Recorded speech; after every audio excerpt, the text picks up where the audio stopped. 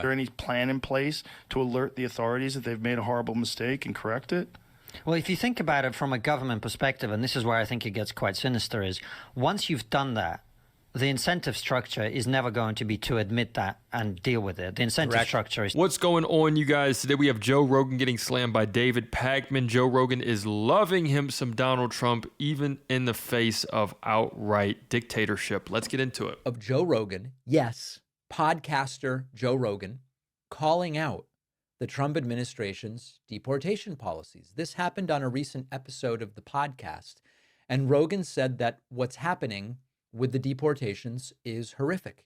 He mentioned a gay barber being swept up in Trump's gang deportation push and sent to El Salvador's mega prison, a place, by the way, notorious for having actual gang members in it. And Rogan says this is a human rights nightmare, and he's correct. But there is a lot more to this story. Let's watch the clip first, and then we'll talk about it. But the thing is, like, you got to get scared that people who are not criminals are getting, like, lassoed up and deported and sent to, like, El Salvador prisons. I read some story. It was it Glenn Greenwald? The gay barber guy? Yeah.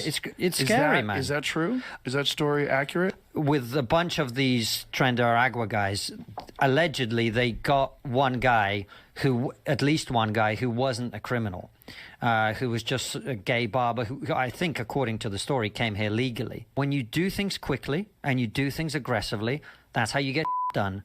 But that's also when mistakes get made. Right. Just so you know, that's not our bleep. We don't bleep anymore. And I think a human being being plucked out of nowhere and ending up in a country he's never been in a maximum security prison with gang members, seems like a bad thing to happen to me. It's horrific. It's horrific. I don't think that should be controversial. No, that's not controversial at all. Again, that's bad for the cause. Like, the cause is, let's get the gang members out. Everybody agrees. But let's not innocent gay hairdressers get lumped up with the gangs, and then, like, how long before that guy can get out?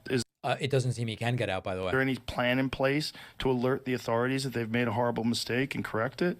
Well, if you think about it from a government perspective, and this is where I think it gets quite sinister, is once you've done that, the incentive structure is never going to be to admit that and deal with it. The incentive structure is to say nothing, to cover it up. Konstantin is completely correct on this, and that's exactly what Caroline Levitt is doing. To pretend it didn't happen, right? That is horrible. So someone ends up in a black hole. I like what David Pakman's saying about, that's not the way to do things. Kicking ass, taking names, for sure. That sounds good in a movie. That sounds good, in this American culture, to where you don't have to think about shit twice. But that's not the way that we get, crap done around here. It's just, that is not the risk that we want to take. These are people's lives.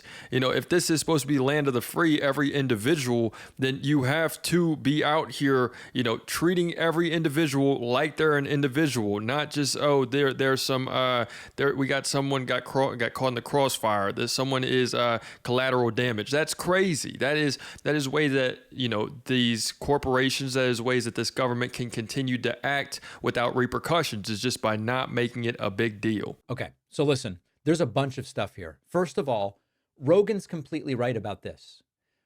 Rogan also voted for Trump, the very guy who's doing all of it.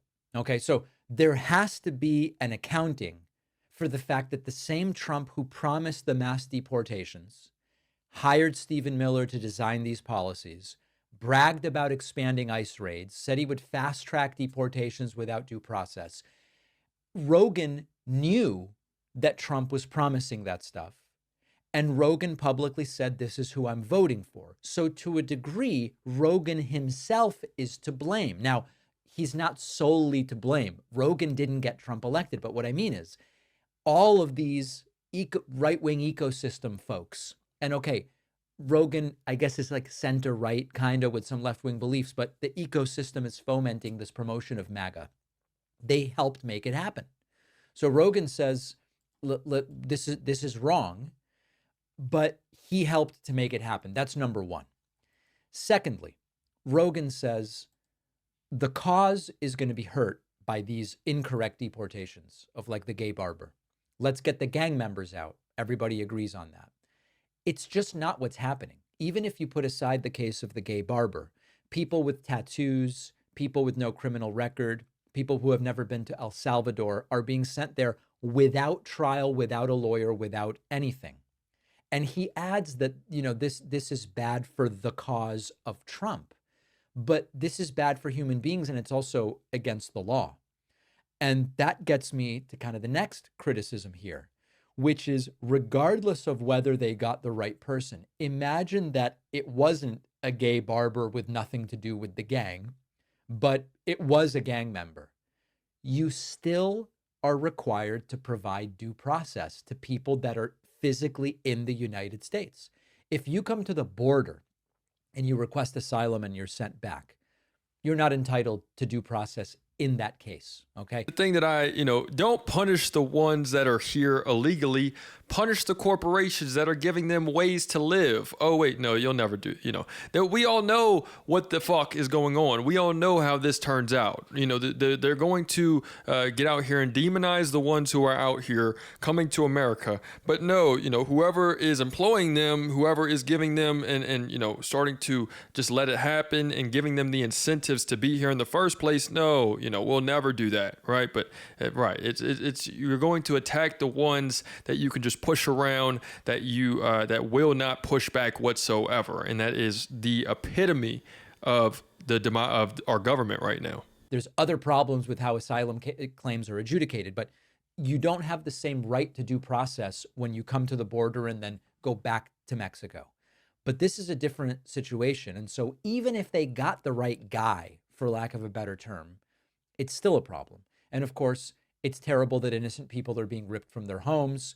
And all of these other things are a problem on their merits, not merely on the basis of whether you get the right person or not. Now, if Rogan or the millions that he influences had voted for Kamala Harris, this wouldn't be happening. Now, you might say, whoa, David, hold on a second. Whatever criticisms you have of Kamala Harris, and there would be many, and her administration would not be perfect because no administration is perfect. This wouldn't be going on. Her administration wouldn't be secretly deporting innocent people into violent prisons based on tattoos, profiling, haircuts, and what people are wearing. So it's critically important not to pretend that this is a both sides situation. Credit to Rogan for speaking out. I mean, listen, the fact that what Konstantin says, which is fix this stuff, they're just going to try to cover it up. That's completely correct. When we looked earlier today at Caroline Leavitt being asked about people that were incorrectly deported, which is a weird phrase, weird term to use, but I think it's relevant for us. She just said, no, we maintain that those people were all gang members. It ignores the fact that they have no due process. So Rogan here is upset about a fire that's burning that he helped to start. And it would be great for him to acknowledge that. As Bernie Sanders has said, you can't be an arsonist and then ask for credit for putting out the fire that you started. There we have it, you guys. It's David Pakman going off on Joe Rogan. Joe Rogan was very much a pivotal part in Donald Trump getting put into office. They even interviewed people like outside of the polling booth saying that, oh, look, yeah, Joe Rogan told me to come out here. Joe Rogan was the one who inspired me to go vote for Trump. So, yeah, I mean, it's just difficult for him to be saying, oh, look at all these terrible things. And it's like, Donald Trump told you what was going to happen, man. So you can't really play stupid now. Let me know what you guys think in the comments. It's another day in the progressive way.